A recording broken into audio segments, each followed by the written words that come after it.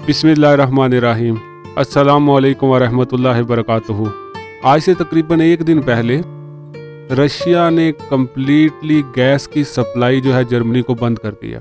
दूसरी तरफ American president आता है गल्फ मुल्कों में और कल से एक अहम दौरा शुरू होने वाला है तैयब उर्दगान का और रशियन प्रेसिडेंट का तेहरान में, जहां पे रशियन प्रेसिडेंट तेहरान के सदर के साथ मुआहदा करने वाला है मिलिट्री ड्रोन हासिल करने के लिए। ये सारी चीज़ें इस वक्त इस मौके पे इतनी अहमियत क्यों अख्तियार कर चुकी हैं और क्यों इसराइल और अमेरिका इस डील को रोकना चाहते हैं और इसराइल किसी भी सूरत में ईरान को तबाह करना चाहता है, बताएंगे आपको ये सारी बातें आज की इस वीडियो में। इस वक्त रशिया और यूक्रेन में जंग चल रही है। एक तरफ पूरा यूरोप, अमेरिका और दूसरी तरफ अकेला रशिया खड़ा है। रशियन प्रेसिडेंट ने पिछले दिनों एक बयान में कहा था कि अगर यूरोप हमें जंग में शिकस्त देना चाहता है तो वो ये आजमा के देख ले। हमने बहुत जंगें पहले भी लड़ी हैं और हम कभी नहीं हारे।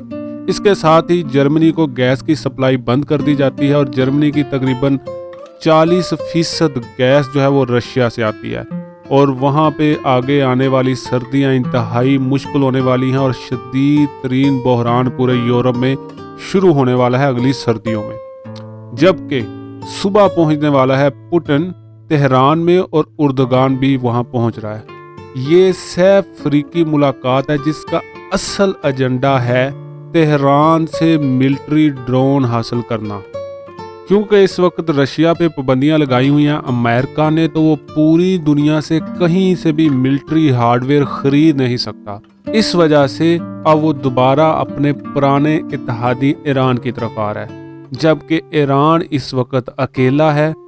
हालांकि पाकिस्तान जो उसका नेबरिंग कंट्री है वो भी उसका साथ देने को तैयार नहीं, तो उसको रशिया की शक्ल में एक और दोस्त मिलने जा रहा है। जबकि उर्दगान के साथ ये दोनों मुल्क कारोबारी रुआबत जो है वो बढ़ाना चाहते हैं। ये मुलाकात खित्ते में एक नई जियोपॉलिटिक्स शुरू करने जा रही है, जिसमें ये तीनों मुल्क मिल के शाम, यूक्रेन, इराक और यमन तक की सूरत हाल को देखेंगे और मैनेज करेंगे, क्योंकि ये वो इलाके हैं जहाँ पे ईरान का, तुर्की का और रशिया का बहुत ज़्यादा असर और रसूख है। इसी असर और रसूख से निपटने के लिए जो बाइडेन ने दौरा किया पहले इसराइल का, फिर वो दौरा करता है सऊदी अरेबिया का, फिर वो सिक्योरिटी समिट जो गल्फ का है उसमें हिस्सा लेता है, फिर यूएई जाता है। एजेंडा सिर्फ एक था, ईरान, और दूसरा तेल की सप्लाई बढ़ाओ ताकि कीमतें कम हों। लेकिन रशियन प्रेसिडेंट ने भी कमर कस ली है कि वो इस जंग में किसी सूरत भी हार नहीं मानेंगे।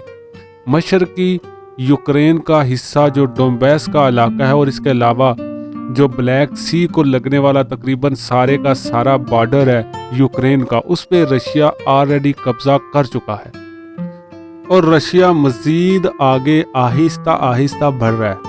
तो उसे अपनी मिलिट्री कैपेबिलिटी खास तौर पे ड्रोन की शक्ल में बढ़ाने के लिए बड़ी तादाद में इस वक्त ड्रोन चाहिए और उसके लिए उसके पास मिलिट्री इक्विपमेंट नहीं है तैयार करने के लिए। और कल होने वाली मुलाकात में इसी पे जो है वो डील होगी, जिसमें हज़ारों की तादाद में जो रशिया है वो खरीदेगा तेहरान से ड्रोन।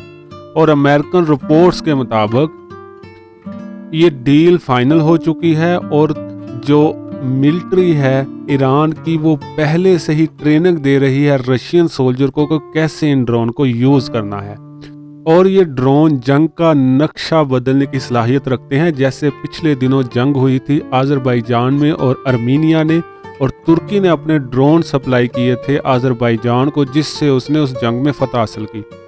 यही वजह है कि पिछले दिनों इसराइल में बैठ के प्रेसिडेंट जो बाइडेन ने धमकी दी थी कि अगर ऐसा हुआ ईरान को तो इसराइल के साथ मिल के तुम्हें तबाह कर देंगे। अब देखना ये होगा कि ये डील किस हद तक कामयाब होती है और आने वाले दिनों में इसमें मजीद क्या होगा। और एक नई रिपोर्ट के मुताबिक जल्द ही सऊदी अरेबिया की क़यादत में अरब नेटो तश्कील पाने वाली है। ये अरब नेटो क्या है, इसमें कौन कौन से ममालिक शामिल होंगे और इसका किरदार क्या अमेरिकन नेटो वाला होगा, बताएंगे आपको अपने अगले व्लॉग में। तो अपना ख्याल रखिए और अपने गिरदोनवा का भी अल्लाह हामी और नासिर।